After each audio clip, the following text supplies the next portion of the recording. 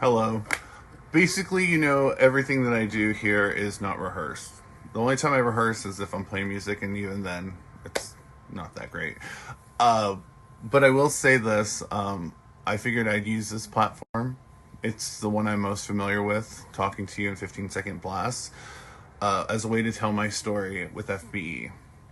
I would first like to start by saying that I do have some talking points. I do have some emails that I will be reading directly from. That's because the only remedy to slander is the truth. And not only am I speaking my truth, I'm speaking the truth and have documentation and receipts to back it up.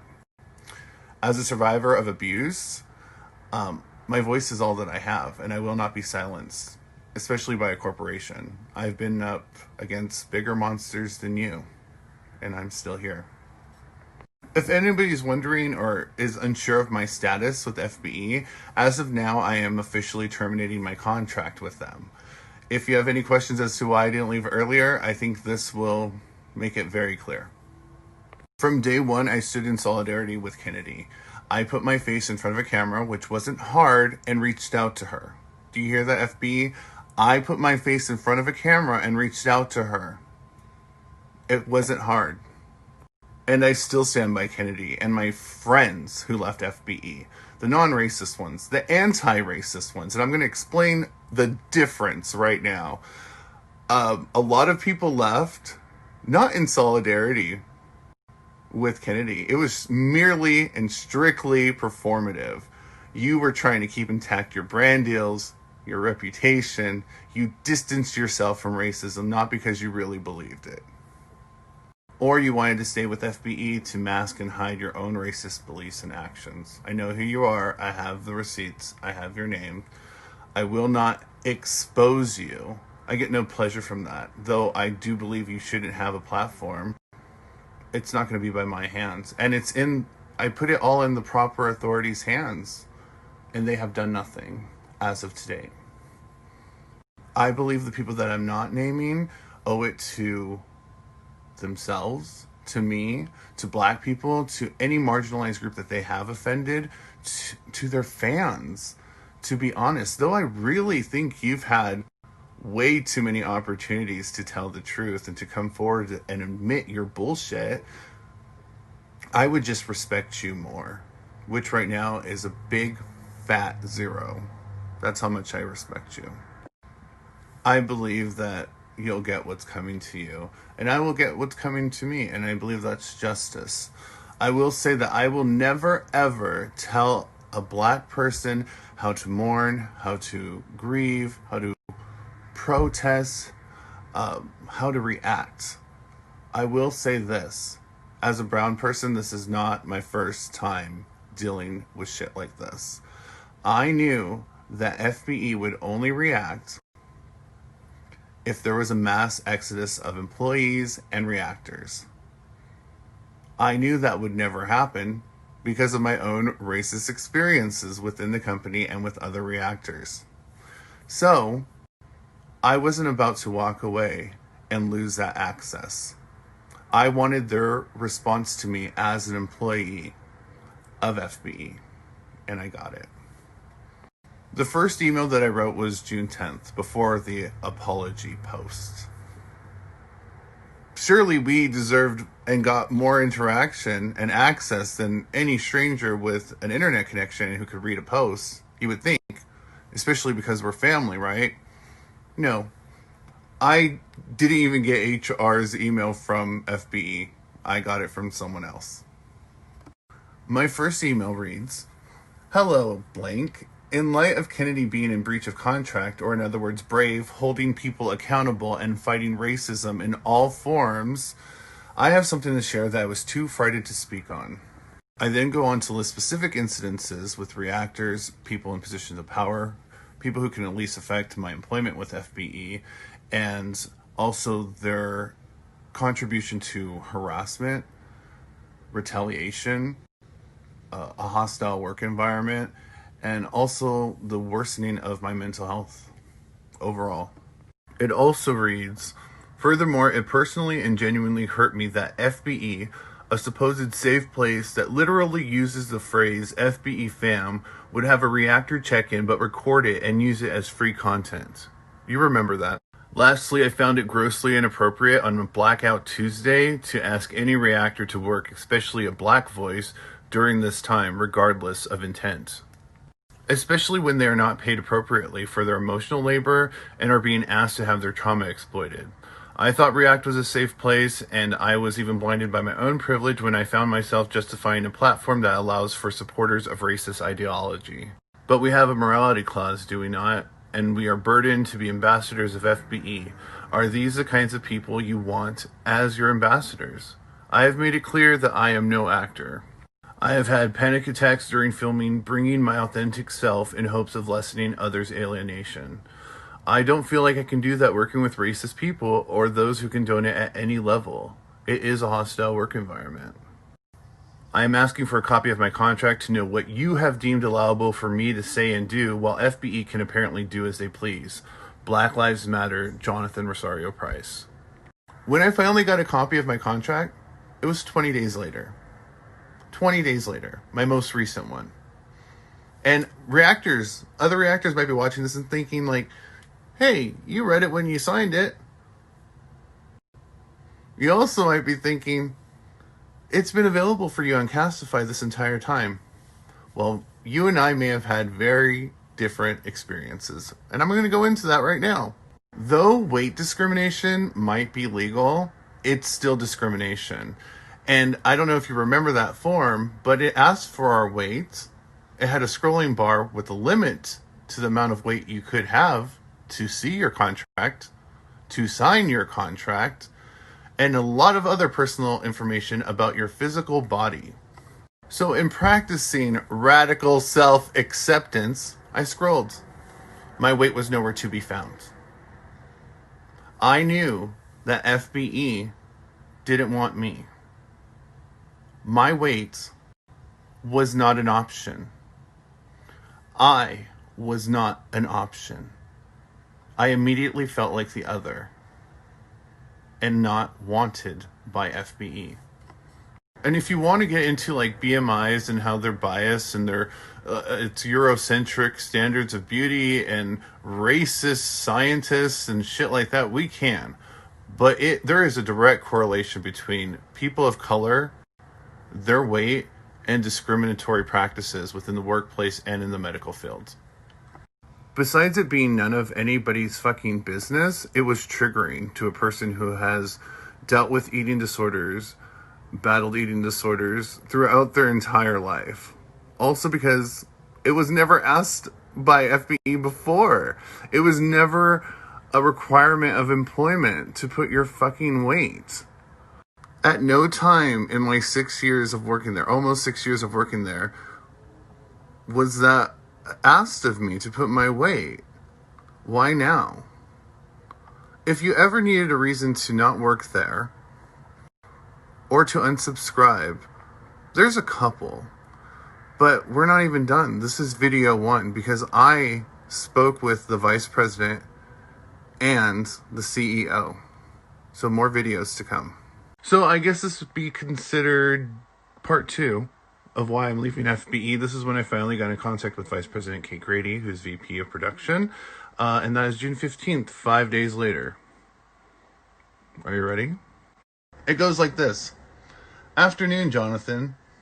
It's not a good one. Thank you for taking time to respond. I'd be happy to find a time for us to connect. As for Mark, our CEO, we are in the process of setting up, we hope, to become roundtables for groups of talent at a time to air their thoughts, voice concerns, and have FaceTime with our CEO as we try to learn and grow from this moment. If you prefer to wait until those are in motion to discuss your issues with Mark directly, I totally understand. Let me know what works best for you. Many thanks, KG. My reply, afternoon. You get what you send out, ×3. Please note that I've been waiting for a response for a week, calling, emailing, messaging, doing everything on a daily basis. I replied, I would like any communication from anyone at FBE at any time. I am completely available. Ever since I voiced my concern, the only communication I have received until now have been from human resources. Just in case, for some reason, the lack of communication has been to the loss of my information, I put my phone number. And of course, you have my email address for a Zoom call. I will be waiting to hear from you, of course, at your earliest convenience. I appreciate you taking time, but I want to make it clear that I am still looking to speak with Mark and or the Fine brothers, which has been asked since my very first email. I decided to add a PS because I really felt like they were covering their asses, as corporations do. And I felt like they were already trying to change the narrative and even the language that I used when they replied to me. So, ready for air quotes, but I wrote, P.S. There is no May. I have had these issues, and they have not just been outside of FBE. They have been inside the workplace as well. I wasn't sure what you meant by controversy per your last email, but I could only assume you are talking about the racist act of blackface. Let's call it what it really was. Thank you for opening the door of communication. I've been knocking for a while. JRP. 2 days later, I got this. Just tried to reach you via phone and did not reach you. Let me know when it works for your schedule to connect, and we can set a time. Best, KG. I responded an hour later after I saw this email when I checked it, because I could already feel this shifting of narrative once again of, hey, we try to reach out to you, but you weren't there. We did our best. It's on you. If they were really trying to reach out to me, don't you think they would have scheduled this in advance, given me some advance warning of when they were going to call, which number they were going to call from, because it was a random Boston number and I needed a PIN to connect. It wasn't until I called them out on that did I get my first scheduled interaction face-to-face with a vice president video conference. I replied, I'm available now. Was it the Boston number? I tried to call it back, but it was a Google Meet and asked for a PIN, which I never received. I'm available now. Thank you. I also sent another email. Hello. I also called FBE to get your contact information twice, but nobody was there. So I left 2 voice messages as of today. If you give me a time that you plan to call, I will definitely pick up. And possibly what number you're calling from. I am available all day, or better yet, a number to contact you. Thank you, Jonathan Rosario-Price.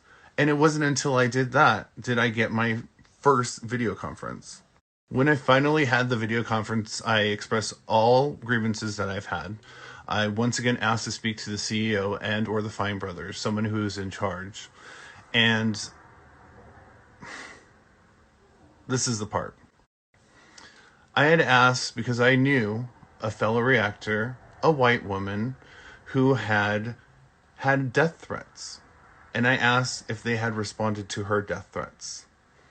And they were very excited, very proud to let me know that yes, they responded immediately, gave them all their available resources. And I said, see, that's what pisses me off. Because when Kennedy came to you with death threats, they were completely ignored. And all they had to say was, good points. Because I was wondering if they just didn't care about women, or was it just specifically black women? During that interaction, I was also promised I would be invited to the roundtables with the CEO, and I should receive my invite that night or the next night. Neither of those things happened. I never got an invite, and those roundtables have yet to happen. So during this time, too, there was a live stream, which basically people in charge, corporate executives, distance themselves. All these things happened before us. We're in the clear. But then VP Donna decided to post something. And so I guess my next video will be part 3 of me responding to that and finally getting a meeting with the CEO. I am already exhausted by this, but here's part 3. So VP Donna posted in retaliation A video entitled Millennials in the Workforce, a Generation of Weakness. Kind of discriminatory, I think so. I wouldn't say ageist because I'm not above 40 yet, but definitely discriminatory and speaking towards a specific age group. My email reads on the 22nd. I wanted to know if there are any updates to any of my concerns, both written and spoken. Also, I have not received an invite to the roundtable with the CEO as promised. I left a voicemail at FBE, also asking for VP Donna to contact me. If I could get her email address, that would be great. I guess I will be contacting cast support since I was not left with new HR contacts. Yes, for a period of time, I was left without any kind of human resource representation. There was none. I put the last date in which I had contact with human resources. Regarding VP Donna, I found her post to be discriminating and harassing to millennials. I am a millennial, and to know that if I voice concerns, if I were to leave FBE, I would be met with such bullying gives me pause to even confront her about this. Even in Fine Brothers' apology, they stated that they, quote, make videos to speak out against racism, sexism, homophobia, and bullying, end quote. To me, that sounds like FBE is not being fully truthful by keeping her employed with the company. The same behavior is condoned by allowing this certain person to still be at FBE, which I will not mention, both contributing to a hostile work environment. But once again, I feel solely burdened with the responsibility to address such issues because so far nothing has come from me going through the proper channels.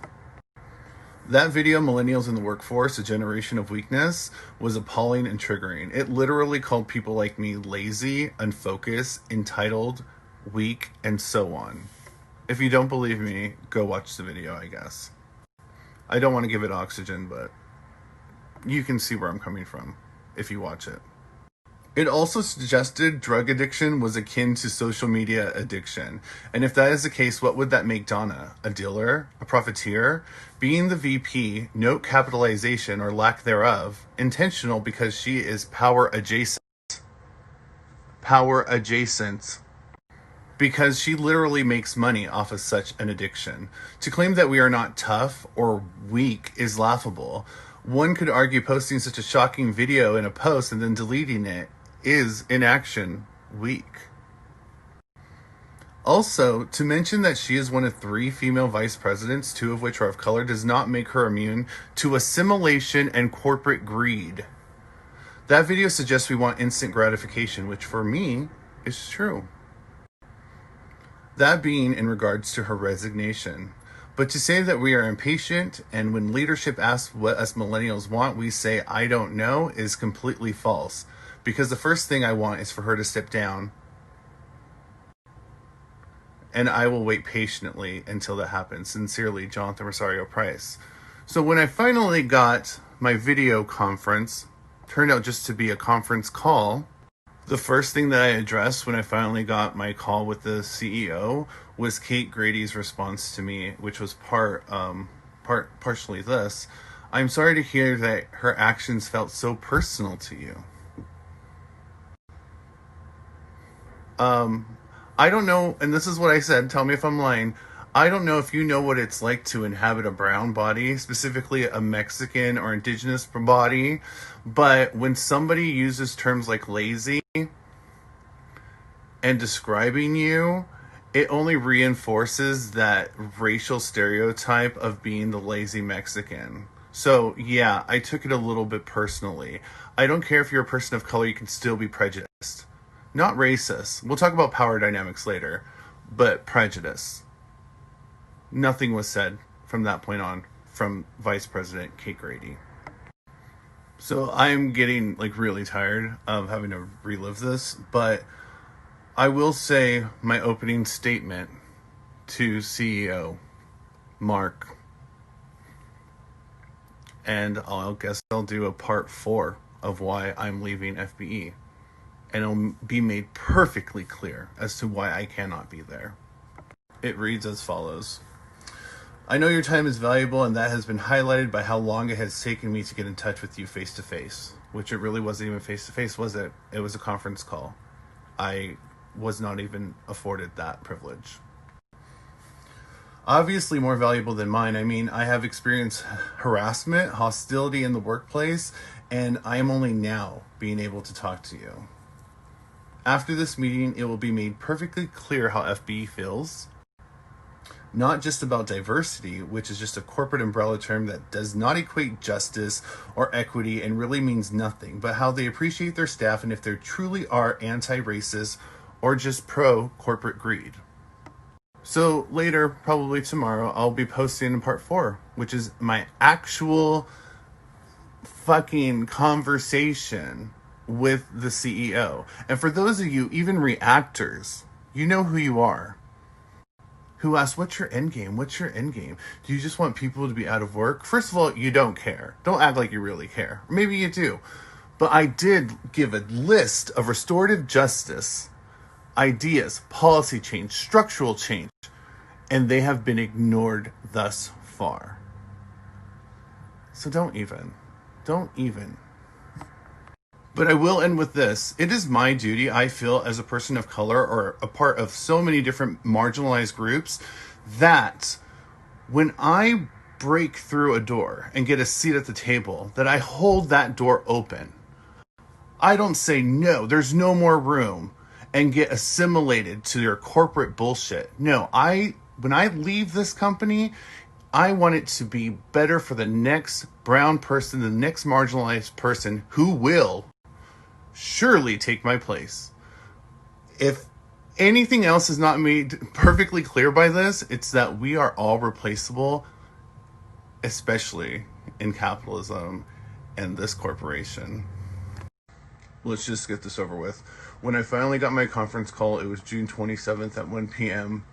I did my opening statement and I asked him if there was anything he would like to say to me personally or any questions he would like to ask me. I then asked him if he had read my emails, and he said that he had been briefed. I don't know who briefed him, but they did a piss poor job of it. And so I spent a big chunk of this conversation reading him my emails, word for word, educating him. I then asked him why somebody else's death threats were taken seriously and Kennedy's were ignored. And he said he didn't know if they were legitimate, the ones made on Kennedy's life. I'm not going to speak on anybody else's shit, but since we were talking about it, they were legitimate. They were. And how, whatever. I then asked who the outside firm was that they were bringing in to help examine their diversity, and he said that there was 4 different ones that were in negotiations. He couldn't give me an answer. I then read and offered my list of, well, this is just some of it: restorative justice, policy change, structural change within the company, or as Mark liked to call it, ideas. Just some ideas. Please keep in mind that diversity means absolutely nothing without structural change. So I go in and say, I must let it be known that I do applaud actual structural change that has been promised, but it's only been promised. But 1, the launching of a diversity and inclusion task force made up of BIPOC and Latinx means nothing if these people are just corporate puppets or assimilated. And you may be asking yourself, Mark, how do we make sure this happens? Oh, look, it's so fucking hard. I suggest reaching out and offering the offended parties, the ones that left due to your delayed reaction or in some cases complete inaction, and hiring them. Or at least offering the jobs. You know, the people with actual fucking integrity. So that they have the option to see that your company is making good on these promises of inclusivity and change. Or, as you have said, the need to do better. 2, this should be met with a pay increase. And to highlight that this is not a money grab, I am personally not asking for a pay increase. I am asking for justice. Many times, BIPOC, women, and other marginalized groups employed at companies in general are reluctant or discouraged to talk about pay, but it seems important when our voices, emotional labor, and trauma has been exploited to fatten FBE's pockets.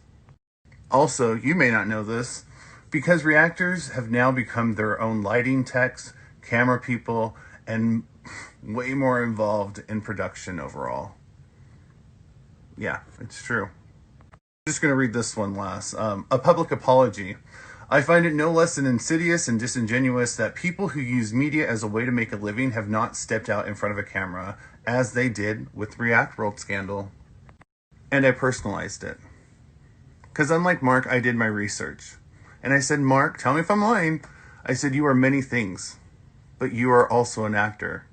For Sale by Owner, 2006. You were in that. So if the Fine Brothers have indeed stepped away, now's your time to shine, Mark. Sparkle, Neely, fucking sparkle. It seems only when there is a mass exodus of followers or subscribers, not employees or reactors, aka the loss of revenue, is such an apology deemed necessary by FBE. Think about it. Right now it's looking like we don't matter, that Black lives don't matter, because there hasn't been a massive drop in subscribers. Partially because this has not been addressed on your largest platforms. Not because we actually matter. Before anybody had left, before Kennedy had left, I had taken FBE out of my bio because I had my own grievances. And I did even post a video that I was in that was released while I was still employed with them. Part of that was because they chose to continue to use protest footage, and I think they were going to release it on FBE too, correct me if I'm wrong, and not address it on their largest platforms. Once again, they're doing the same thing, not addressing these issues on their largest platforms. Why? Because they don't want to put a face to racism. Two, they've offended their largest demographic, millennials. We're going to get into this in a second, but millennials do make up half of FBE's viewership. It's stated so by his own admission on his LinkedIn bio. And if you are still employing VP Donna, you're condoning such actions against millennials. So it makes sense why you wouldn't address it on your largest platforms. Including my list of restorative justice and policy change, which included a morality clause. And he asked, oh, do you want to revisit it? Do you want to limit it? I said, no, I want to abolish it. And that's because we are being held by a higher standard than the people who run FBE. If we do anything that shocks the community, which FBE has done multiple times, we would be fired.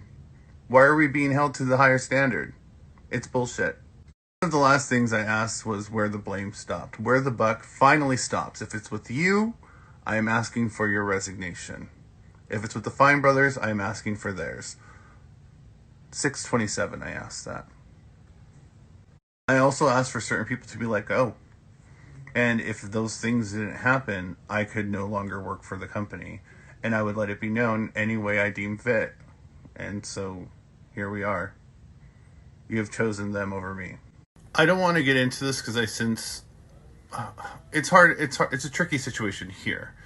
But in one of my complaints, he had reduced it to barroom talk, which I don't know about you, but that sounds an awful lot like somebody who said locker room talk. But he quickly caught himself and said, but this has happened throughout your employment, not just outside of work. And I said, yeah.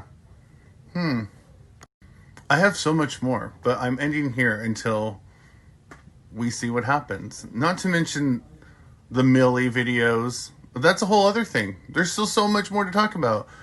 And just so you know, FBE's, and I quote, most serious reprimand we have, unpaid 3 weeks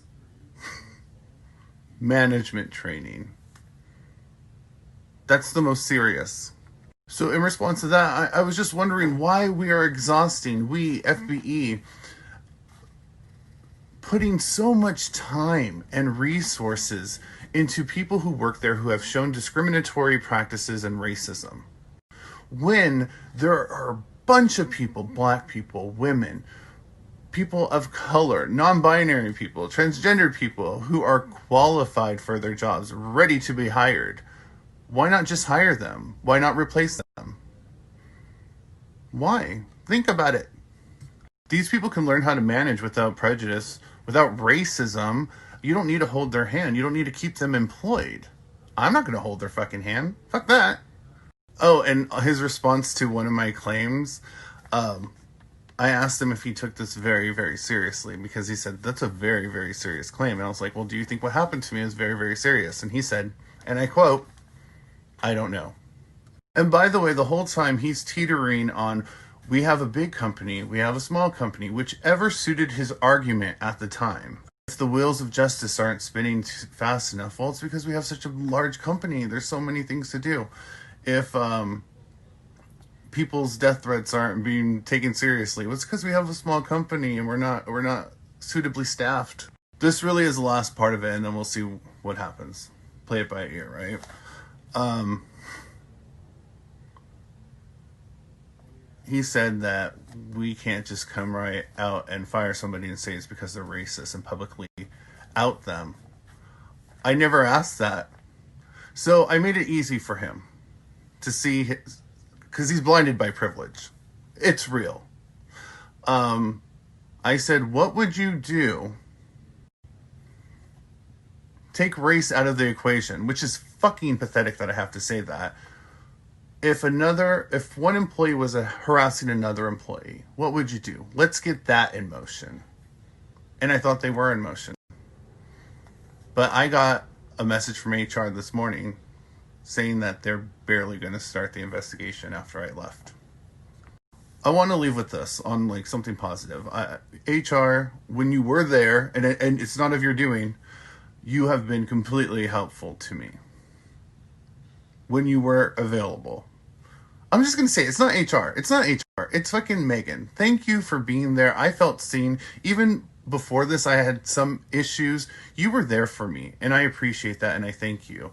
And I'm grateful for all my friendships that I made at FBE. I'm not saying anything. I'm not trying to take everybody down. They've made their choice. They've only reached out to me after I left. I've done my crying. I'm upset now. So that's it for now.